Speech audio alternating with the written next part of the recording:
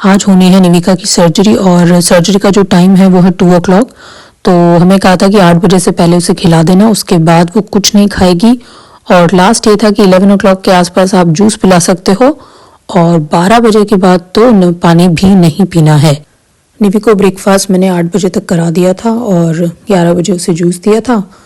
1:30 बजे के आसपास हम लोग पहुंच गए थे हॉस्पिटल सर्जरी के लिए। और जब हमने एंट्री की तो उन्होंने कुछ वही फॉर्मेलिटी के लिए कुछ फॉर्म वगैरह हमसे भरवाए, वो हमने भरे। और फिर किड्स के लिए एक अच्छा खासा वेटिंग रूम बना हुआ था, तो सोविक और निविका आराम से वहाँ पर एडजस्ट हो गए। अपनी निविका ने ड्राइंग करी, सोविक भी खेल रहा था। फिर सबसे पहले उन्होंने निविका का नॉर्मल ऑक्सीजन लेवल वगैरह चेक किया और उसके बाद निविका के दोनों हाथों पर 4 पॉइंट्स पर नम करने के लिए उन्होंने एक नमिंग वाली क्रीम लगाई कि अगर मान लीजिए सिरिंज घुसानी पड़े तो नव इजीली मिल जाए। निविका को बिल्कुल भी अच्छा नहीं लगा भैया, वो काफ़ी अपसेट हुई और रोई भी सही। सोफिक ने पर खैर उसको फिर एंटरटेन किया, उसको बुक्स पढ़ाई, उसके साथ खेला।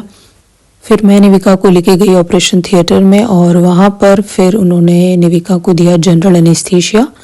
तो 1 मिनट लगी, निविका बिल्कुल सो गई और फिर मैं आ गई थिएटर से बाहर। और सर्जरी होने में हार्डली 15 से 20 मिनट लगे। फिर उसके बाद उन्होंने थोड़ी देर में निविका को रिकवरी रूम में शिफ्ट कर दिया। थोड़ी देर के बाद निविका बैठने की सिचुएशन में आ गई थी, तो मैं उसके साथ ही बैठ गई थी और फिर निविका ने सबसे पहले खाई ठंडी ठंडी कूल कूल आइसक्रीम। बट थोड़ी देर बाद ही निविका के मुंह से खून आने लगा, तो मैंने नर्स को बुलाया तो उन्होंने एक कॉटन पैड जो है वो लगा दिया। कहा उन्होंने कि ये नॉर्मल है, थोड़ा बहुत ब्लीडिंग होती है। थोड़ी देर बाद खैर उन्होंने चेक किया था, कॉटन पैड पे ज़्यादा ब्लड नहीं था, so that was all normal. और फिर से उन्होंने निविका का थोड़ी देर के बाद ऑक्सीजन लेवल और सारी चीज़ें चेक करी, क्योंकि घर जाने से पहले दे मेक श्योर कि सब कुछ ओके है। तो सब कुछ ठीक था, निविका का पल्स भी, हार्ट बीट, सब कुछ everything was okay, oxygen level सब ठीक था।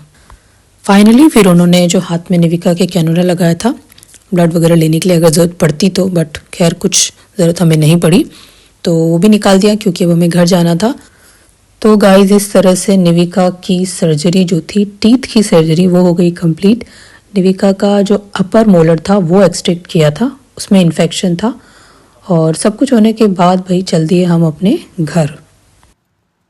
सो गाइस अभी बज गए हैं 5। हमारे यहाँ पे 5 बजे अभी थोड़ा थोड़ा से रोशनी रहने लगी है, वरना पहले तो एकदम अंधेरा हो जाता था। तो हम लोग घर से 1 बजे निकले थे और 5 बजे हम लोग वापस घर में घुस रहे हैं, मतलब अभी घुसने वाले हैं। और सर्जरी ठीक से हो गई और कुछ प्रिकॉशंस उन्होंने हमें बोले हैं, वो यही कि 3 दिन तक एक तो कुछ हार्ड चीज़ उसको नहीं खिलानी है, लिक्विड वाली थोड़ी डाइट देनी है। और कल से बोला है कि रेगुलर वो ब्रश कर सकती है, कोई प्रॉब्लम नहीं है।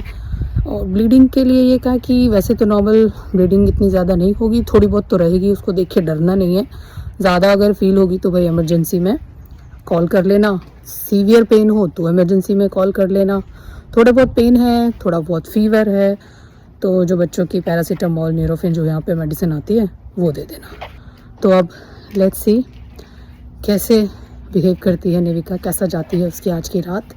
और काफ़ी एक्सपेंसिव ट्रीटमेंट था एक्चुअली, तो कितना पैसा लगा वो सारी चीज़ें आपको बताऊंगी मैं फिर अगली वीडियो में कि टोटल इस प्राइवेट डेंटल सर्जरी में हम लोगों का कितना पैसा लगा।